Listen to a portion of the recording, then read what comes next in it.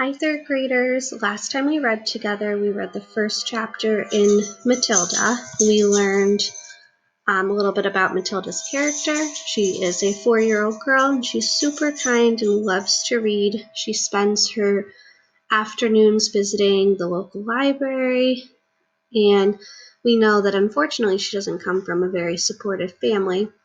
In our second chapter, it's called Mr. Wormwood, the Great Car Dealer. We're going to learn about Matilda's father. So let's get ready, get cozy, and you can follow along. Matilda's parents owned quite a nice house with 3 bedrooms upstairs, while on the ground floor there was a dining room and a living room and a kitchen. Her father was a dealer in second-hand cars, and it seemed he did pretty well at it. Sawdust, he would say proudly, is one of the great secrets of my success, and it costs me nothing. I get it for free from the sawmill. What do you use it for? Matilda asked him. Ha, the father said. Wouldn't you like to know? I don't see how sawdust can help you sell second-hand cars, Daddy. That's because you're ignorant, the father said. His speech was never very delicate, but Matilda was used to it. She also knew that he liked to boast, and she would egg him on shamelessly. You must be very clever to find a use for something that costs nothing, she said. I wish I could do it. You couldn't, the father said. You're too stupid. But I don't mind telling young Mike here about it, seeing as he'll join me in the business one day. Ignoring Matilda, he turned to his son and said, I'm always glad to buy a car when some fool has been crashing the gears so badly they're all worn out and rattle like mad. I get it cheap.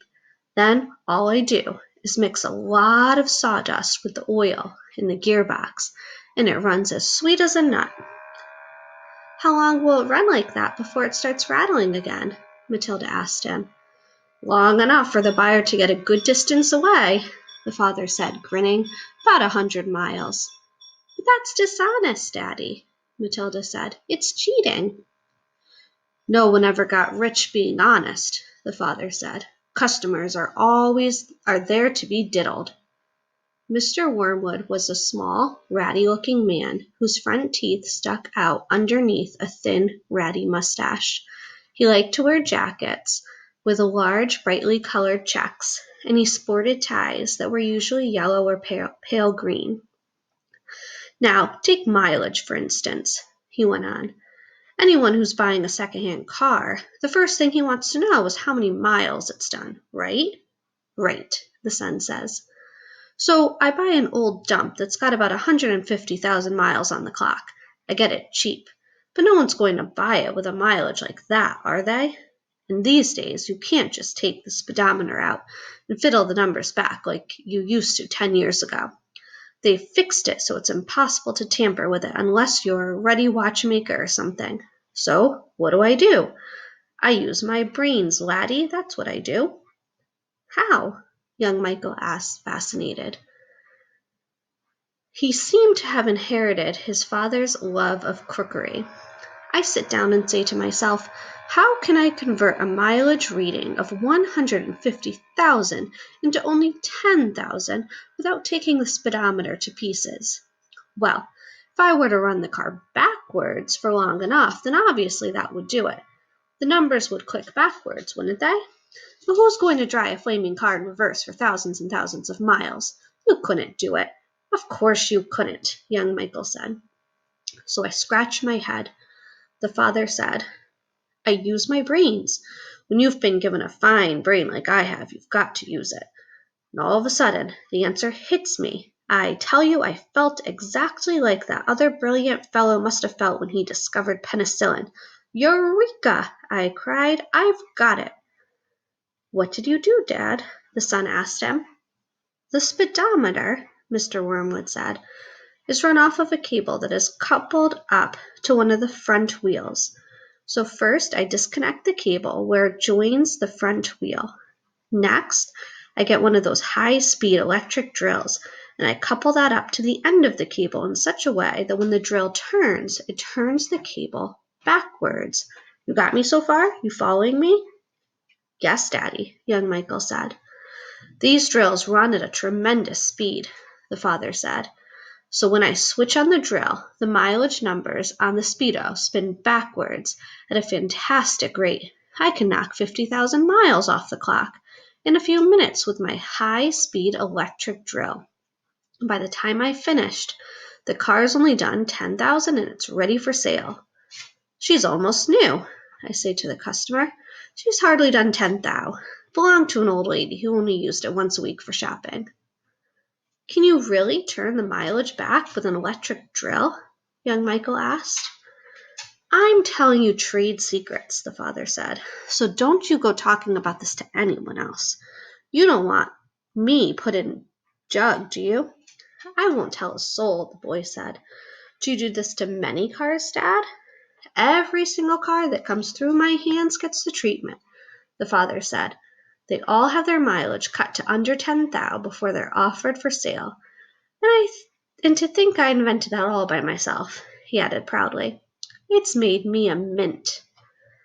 I'm thinking right now about what kind of person his father is. He sounds like he is very dishonest. Matilda, who had been listening closely, said, But, Daddy, that's even more dishonest than the sawdust. It's disgusting. You're cheating people who trust you. If you don't like it, then don't eat the food in this house, the father said. It's bought with the profits. It's dirty money, Matilda said. I hate it. 2 red spots appear on the father's cheeks.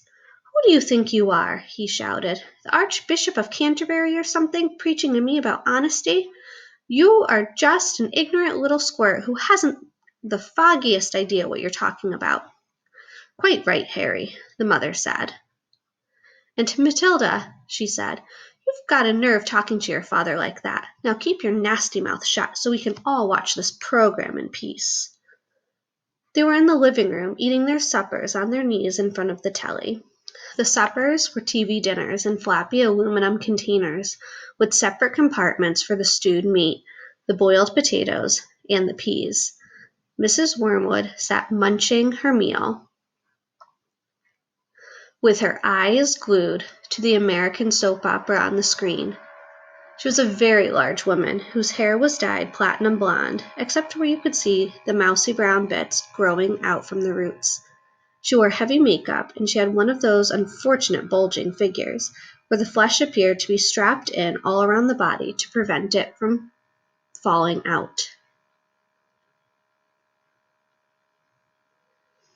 Mummy, Matilda said, would you mind if I ate my supper in the dining room so I could read my book? The father glanced up sharply. I would mind, he snapped. Supper is a family gathering, and no one leaves the table till it's over. But we're not at the table, Matilda said. We never are. We're always eating off our knees and watching the telly. What's wrong with watching the telly, may I ask? The father said. His voice had suddenly become soft and dangerous. Matilda didn't trust herself to answer him, so she kept quiet. She could feel the anger boiling up inside her. She knew it was wrong to hate her parents like this, but she was finding it very hard not to do so. All the reading she had done had given her a view of life that they had never seen. If only they would read a little Dickens or Kipling, they would soon discover that there was more to life than cheating people and watching television. Another thing, she resented being told constantly that she was ignorant and stupid when she knew she wasn't. The anger inside her went on boiling and boiling, and as she lay in bed that night, she made a decision. She decided that every time her father or her mother was beastly to her, she would get her own back in some way or another. A small victory or two would help her to tolerate their idiocracies and would stop her from going crazy. You must remember that she was still hardly 5 years old, and it is not easy for someone as small as that to score points against an all-powerful grown-up. Even so, she was determined to have a go. Her father, after what had happened in front of the telly that evening, was first on her list.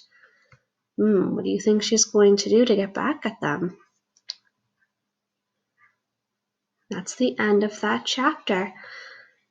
So in the second chapter, we learned a little bit more about Matilda's family, about her father and about her mother, and about how Matilda is clearly very different from her family. I'm curious to find out what she's going to do to get back at them. What do you think? We'll find out in our next chapter, maybe.